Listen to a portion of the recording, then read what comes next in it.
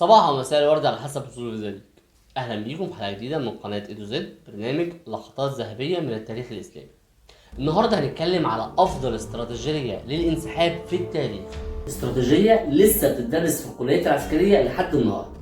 في شهر جماد الاول لسنه 8 هجريه بعت النبي عليه الصلاه والسلام رسول برساله للبصره والجولان بيدعوهم فيها للاسلام. كانت ساعتها تحت حكم الدوله البيزنطيه اللي هو هرقل ملك الروم.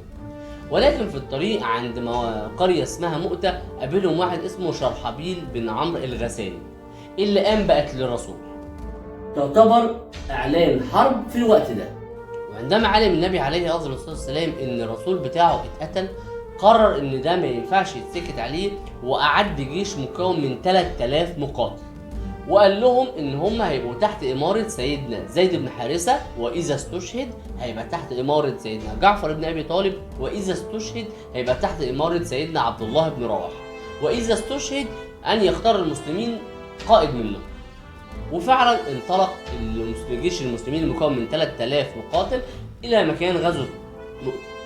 وعندما وصل عند قرية اسمها معان، أرسل سيدنا زيد بن حارثة بعض الاستخبارات علشان يعرف الجيش اللي قدامه مكون من كام جندي، مكون من إيه، عشان دي كانت أول ملاقاة بينه وبين الروم ساعتها.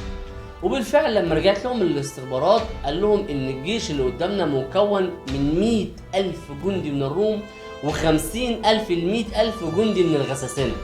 يعني انت بتتكلم ان جيش المسلمين 3000 مقاتل قدام من 150 ل 200,000 مقاتل من الروم. طبعا المسلمين اتربوا شويه لان العدد كان كبير جدا، انت بتتكلم في مئات الاضعاف، هنا 3000 قدام 200,000، الرقم كبير جدا. ولكن سيدنا عبد الله بن رواحه كان ليه راي جامد جدا، قال لهم احنا هنروح لاحد المكسبين، اما النصر اما الشهاده. وقال ان هو هنكمل مش هنرجع للرسول عليه الصلاه والسلام. وبالفعل بدأ زحف الجيش وراح وقابل الجيش الرومي المكون من 200,000 جندي. وهنا استبسل المسلمين في القتال لدرجة ان هما بدأوا يقتلوا من الروم أعداد كبيرة جدا جدا لمدار 4 أيام متتالية. ولكن استشهد سيدنا زيد بن حارثة في اليوم الثالث ومسك الراية من بعده. استشهد سيدنا جعفر بن أبي طالب، ولكن سيدنا جعفر بن أبي طالب يطلق عليه الشهيد الطيار.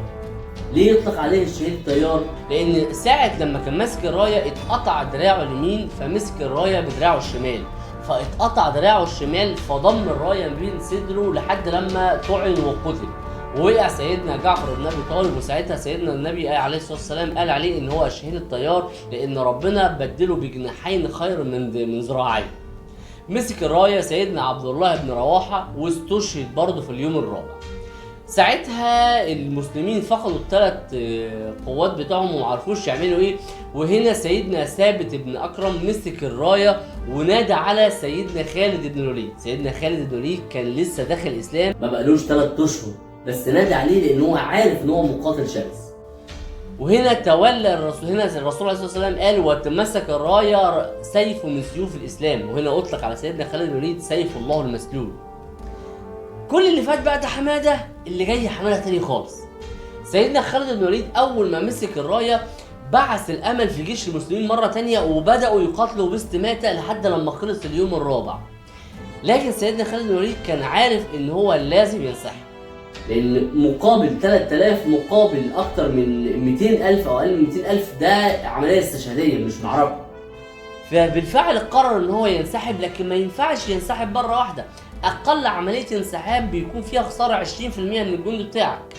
سيدنا خالد بن الوليد عمل هنا خطه استراتيجيه رائعه اذهل بيها العدو. ازاي بقى؟ جيش المسلمين دايما بيكون من ميمنه وميسره وقلب ومؤخره، ده دايما جيش المسلمين. سيدنا خالد بن الوليد قلب الميمنه روح مكان الميسره، وقلب الميسره يروح مكان الميمنه، وخلى القلب يرجع ورا مكان المؤخره، وخلى المؤخره هي اللي تطلع في الصدر قدام. وامر جنود ان هم يقعدوا يشيلوا رمل ويحدفوه من ورا كده كأن في خياله جايه. وامر اكتر من 100 جندي منهم ان هم يفضلوا يطلعوا الجبل وينزلوه علشان يعملوا تراب كبير جدا، فجند الروم يعتقد ان جيش المسلمين جاله مدد من ورا. وقام ان هو يغير الرايات بتاع الاسلام من بعد ما كانت 3 ايام متواصله بنفس الرايه، لا غيرها برايات جديده عشان يبان ان هو فعلا جالنا جيش مدد، وبدا ان هو ينظم الجيش بالشكل ده. على مدار 4 ايام الناس بتحفظ شكل بعض، يعني في الحرب الناس كل ما تخش في 4 ايام انت بتقاتل، فانت بدات تحفظ شكل الناس اللي بيقاتلوا قدامك. لما دخلوا في اليوم الخامس الناس الروم بدأوا يشوفوا أشكال جديدة ما كانوش واقفين قدامهم في ال4 أيام اللي فاتوا، فهم أصبحوا على يقين إن جيش المسلمين جاله مدد، وإن ده جيش تاني غير اللي كان بيحاربهم أصلا. وهنا سيدنا خالد بن الوليد أمر الجيش الإسلامي إن هو يستبسل في القتال، إما النصر وإما الشهادة لحين صدور أوامر أخرى. وبالفعل هجم المسلمين على جيش الروم وكانت معركة ضارية وقتلوا فيها عدد كبير جدا من الروم. وفي وسط ما جيش المسلمين كان منتصر وخلاص بيصحى جيش الروم، سيدنا خالد بن الوليد امر الجيش بالانسحاب الكامل. فبدأ الجيش المسلمين يتقهقر يرجع لورا، وجيش الروم وقف بيتفرج عليهم، انت ازاي تكون منتصر في الحرب كده وتبعد وتنسحب؟ فهم اقتنعوا اقتناع تام ان ده مش انسحاب، ده خدعه تكتيكيه منهم ان هم يطلعوا زي ما كان دايما المسلمين بيعملوا، ان هم يعملوا الميمنه حاجه اسمها الكماشه، هنبقى نشرحها بعدين. فبالفعل جيش الروم وقف مكانه ما حاولش ان هو يلحقهم، لان هم على اقتناع تام ان ده هم هينسحبوا عشان يجي بقى الجيش الجديد اللي جه امبارح. وبالفعل قعدوا ينسحبوا لحد لما سيدنا خالد بن الوليد خد الجيش بتاعه ومشي، وما خسرش في المعركه دي اكتر من 12 محارب. تخيل معركة بالجبروت ده مات منهم 12 محارب منهم ال3 القادة. هنا لما رجعوا المسلمين جيش المسلمين المدينة، الأطفال الصغيرين طلعوا يقولوا لهم يا كرار يا كرار، يعني ولا يا رب يا فرار يا فرار، يعني الناس اللي فرت من المعركة. الرسول عليه الصلاة والسلام طلع لهم لا والله هم الكرار بإذن الله، لأن دي خطة استراتيجية رائعة. سيدنا خالد بن الوليد لوحده اتكسر في إيده 9 سيوف في المعركة دي. حضرتك مقتنع يعني ايه 9 سيوف؟ وكان بيحارب بسيفين 2، 9 سيوف يتكسروا في معركه واحده؟ يقال ان سيدنا خالد بن الوليد في لوحده في المعركه دي قتل اكتر من 25 محارب.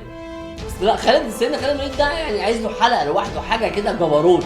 والراجل دوت بعد 3 شهور بس من دخول الاسلام وكان اثبت جداره ان هو قتل عدد 25,000 مقاتل لوحده، وخرج جيش المسلمين بعد كان هيبقى هزيمه منكره. انت بتتكلم في 3000 قدام 200,000 كانوا هيصححوا جيش المسلمين، لكن نجى جيش المسلمين من هزيمه وقدر يرجع بيهم، ما خسرش اكتر من 12 محارب مش اكتر، ورجع هنا. ودي كانت اول تصادم من جيش المسلمين وجيش الروم، وحصل طبعا بعديها فتوحات وقدرنا ان احنا نبيد جيش الروم عن بكرة ابي.